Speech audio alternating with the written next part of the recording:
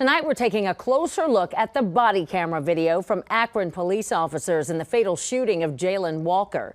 This happened a week ago Monday after police say Walker led officers on a chase for several minutes. The initial autopsy report says Walker was shot more than 60 times.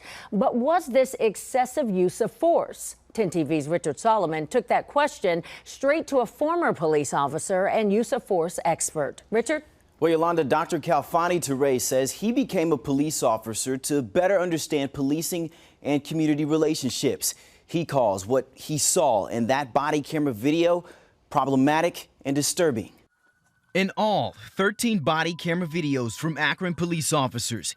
You can hear 8 officers fire at Jayland Walker for at least 6 seconds. Watching this footage was so dramatic.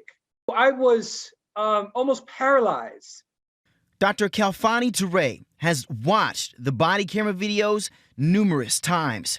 Ture is a former Georgia police officer and is now an assistant professor that specializes in policing at Mount St. Mary's University in Maryland and a senior fellow in the Urban Ethnography Project at Yale University. Do you think this is excessive use of force?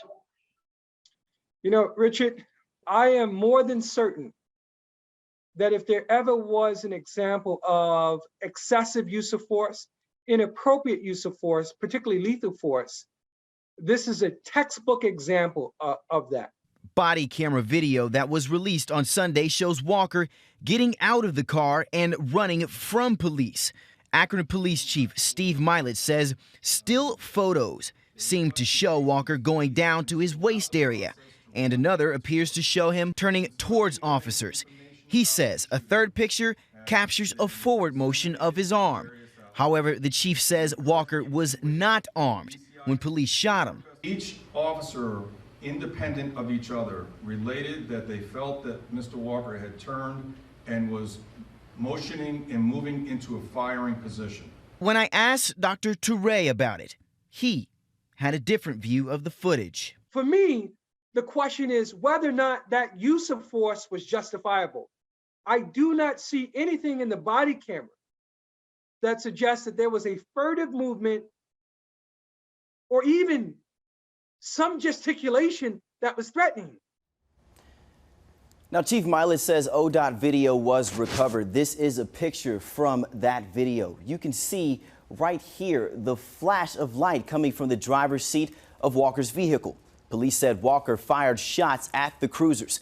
Dr. Ture told me if Walker did fire at officers, there should be some kind of residue on his hands or in the car. Chief Milet says they did recover a shell casing, at the location where the video picked up this flash.